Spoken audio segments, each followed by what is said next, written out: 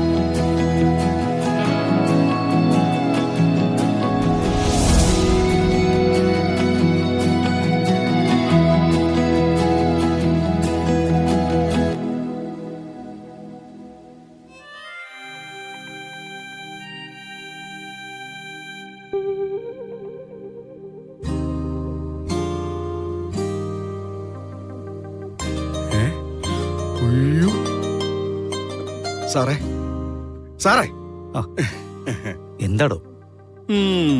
ഓ, പാട്ട് കേൾക്കാൻ ഒരു മിനിറ്റ് കളഞ്ഞെങ്കില് അത് ജീവിതത്തിലെ വലിയ നഷ്ടമാണെന്ന് പറയുന്ന കടുകട്ടി ബിസിനസ്മാൻ. പകൽ സ്വപ്നം കണ്ടാല് അത് പരമ നഷ്ടമാണെന്ന് പറയുന്ന ഒരു പെർഫെക്റ്റ് ജെന്റിൽമാൻ. ഒക്കെ കയ്യിന്ന് പോയി അല്ലേ സാറേ?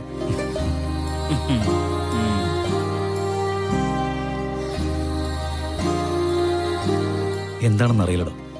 ഗാഥയുടെ വീട്ടിലേക്ക് പോകുമ്പോ ഞാൻ പറഞ്ഞിരുന്നില്ലേ, ഇന്ന് വരെ ഇല്ലാത്തൊരു അട്രാക്ഷൻ എനിക്ക് തോന്നുന്നു.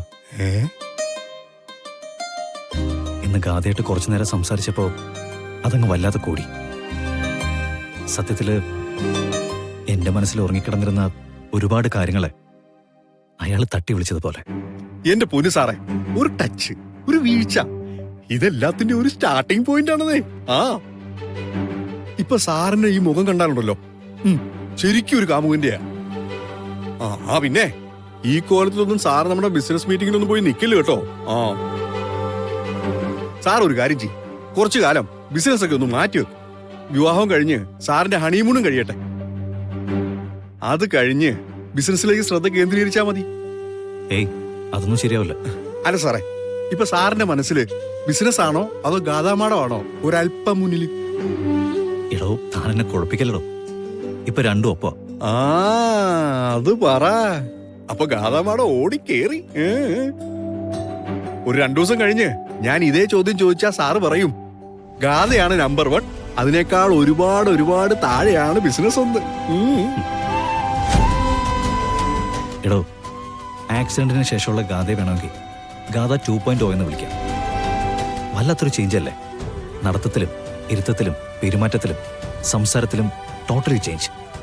കാര്യം ശരി തന്നെയാ സാറേ, പക്ഷെ ഒരാൾക്ക് അങ്ങനെയൊക്കെ മാറാൻ പറ്റുമോ?